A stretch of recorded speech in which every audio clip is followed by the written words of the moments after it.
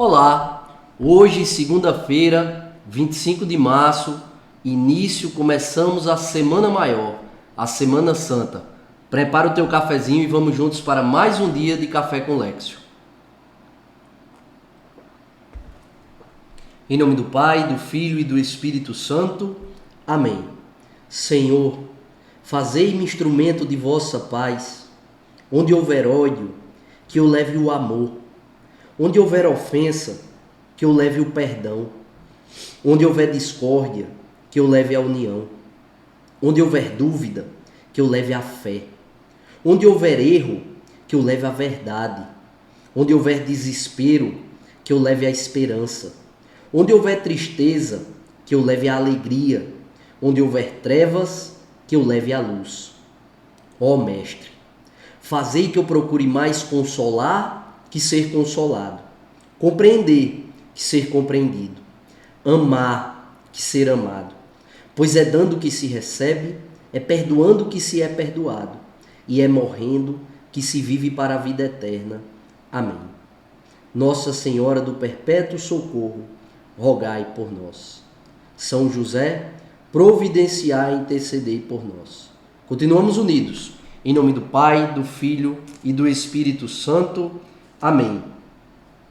Primeira leitura de hoje, leitura do livro do profeta Isaías, capítulo 42, versículos de 1 a 7. Essa palavra, essa profecia, Isaías fala de Nosso Senhor, está falando de Nosso Senhor essa palavra, 700 anos antes da vinda dele. Quando ele diz, eis o meu servo, eu o recebo, eis o meu eleito, nele se comprais minha alma, pus meu espírito sobre ele, e ele promoverá o julgamento das nações. Isaías, 700 anos antes da vinda de nosso Senhor Jesus Cristo, está profetizando sobre ele. Entramos na Semana Maior, a semana mais importante para a igreja. Os católicos do mundo inteiro param as suas vidas para contemplar a paixão, morte e ressurreição de nosso Senhor Jesus Cristo.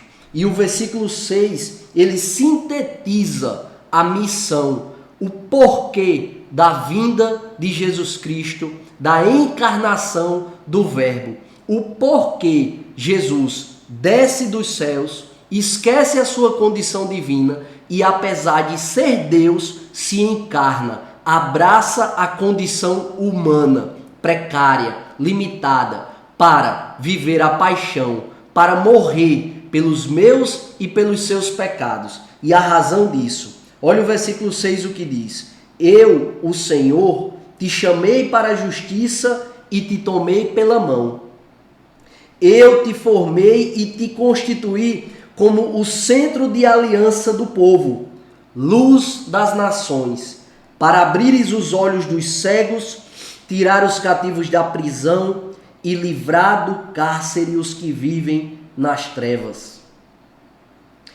O Senhor o tomou para a justiça, o formou, o constituiu como centro da aliança. Olha, desde Abraão que Deus vem fazendo alianças com o homem para a salvação dele. Desde Abraão. Deus faz aliança com Abraão, Deus faz aliança com Moisés, Deus faz aliança com Davi, faz aliança com Noé, Deus vai fazendo alianças. Então Jesus, ele representa, não só representa, ele é a nova e definitiva aliança de Deus para com o homem. Não há outra e não haverá outra.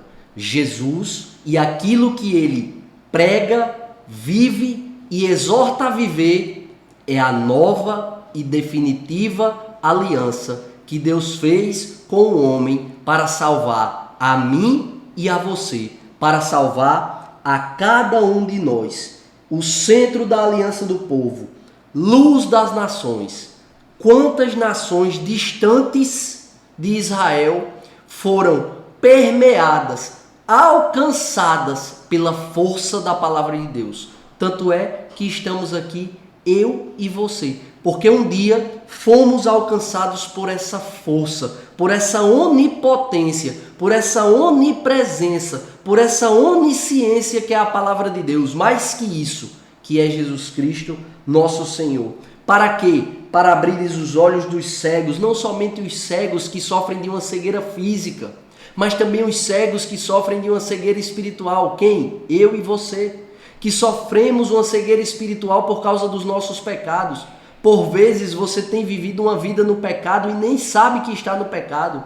Tem vivido uma vida sem sentido, sem propósito, com um vazio existencial e não sabe a razão, o porquê de estar sentindo isso. E muitas vezes é porque vive uma vida vivida, desculpa a redundância, a repetição, mas é para dar ênfase no pecado.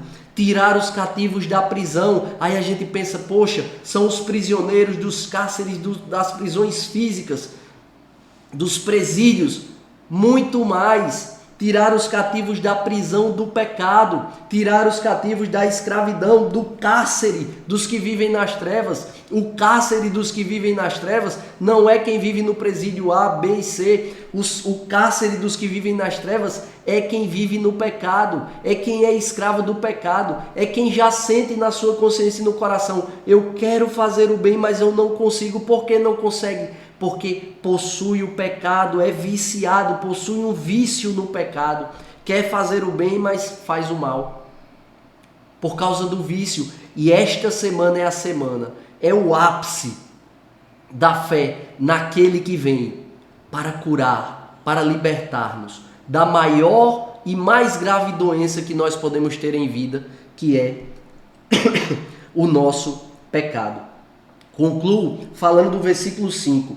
Isto diz o Senhor Deus que criou o céu e o estendeu, firmou a terra e tudo que dela germina. Aqui, que dá a respiração aos seus habitantes. Eu falo aqui agora, vocês estão me assistindo, estão me ouvindo, enquanto nós temos esse diálogo. Perceba, o Senhor está nos sustentando vivos. E quantas vezes a gente esquece de agradecer? De agradecer a Deus que está trabalhando em nosso favor para nos manter vivos, que nos dá o ar que a gente respira. Há algo mais básico, há algo mais trivial e tão importante quanto o ar que a gente respira para nos manter vivos. E é o Senhor quem está dizendo, está na palavra. E isto diz o Senhor Deus que dá a respiração aos seus habitantes e o sopro da vida ao que nela se move. O que é o sopro da vida? É o ruar, é o hálito de Deus, é o Espírito Santo, que Ele sopra na nossa carne precária e dá vida a cada um de nós. Portanto, não tenhamos medo de assumir, de receber e de responder a esse convite que o Senhor está nos fazendo hoje. O Senhor que nos mantém vivos, o Senhor que nos dá a vida, esse convite. Venha viver a semana de um modo santo, venha viver a semana de um modo puro. Não faça da Semana Santa um feriado, porque não é. São dias santos. O que é que isso quer dizer? Dias que são separados, consagrados, para que a gente desacelere a nossa vida e possa contemplar atentamente o que Deus quer falar a cada um dos nossos corações por meio do seu Evangelho, por meio da sua vida, por meio da sua paixão, morte e ressurreição, que vai da quinta-feira. Ontem começou a semana maior, domingo de Ramos. Hoje nós estamos vivendo aqui a Lexio Divina e vamos nos preparando. A quinta-feira começa quinta, sexta, sábado e domingo termina com a Páscoa de nosso Senhor, a ressurreição de nosso Senhor. O Evangelho de hoje está em João, capítulo 12, versículos de 1 a 11. Eu quero ler o versículo 3. Esse evangelho narra o momento em que nosso Senhor volta a Betânia para ver Lázaro, seu amigo, que ele havia ressuscitado. E ali está na mesa conversando com Lázaro e vem Maria e coloca um perfume de nardo puro aos pés de Jesus. Unge os pés de Jesus com o perfume de nardo puro e enxuga os pés de Jesus com os seus cabelos. Olha que gesto de amor. E o final do versículo 3 diz: a casa inteira ficou cheia do perfume do bálsamo. Ou seja, o amor que Maria deu a Jesus naquele momento ali transbordou de tal modo que o cheiro não ficou apenas em Jesus, mas encheu a casa inteira. É o amor que transborda. O perfume de nardo puro é a materialização do amor de Maria a Jesus. E aí eu pergunto, qual o teu perfume de nardo puro? Que perfume de nardo puro você tem ofertado a nosso Senhor? Porque eu e você, nós não podemos comprar um perfume agora e colocar em Jesus e banhar os pés de Jesus. A gente não consegue fazer isso. Mas eu e você, a gente pode ir mais vezes na capela, adorá-lo mais. Eu e você, nós podemos visitar a Jesus mais vezes na Santa Missa. Eu e você, nós podemos ter mais humildade, reconhecer e identificar os nossos pecados e nos confessar mais vezes. Eu e você, nós podemos agradar ainda mais a nosso Senhor, sendo quem a gente precisa ser, fazendo o que a gente precisa fazer.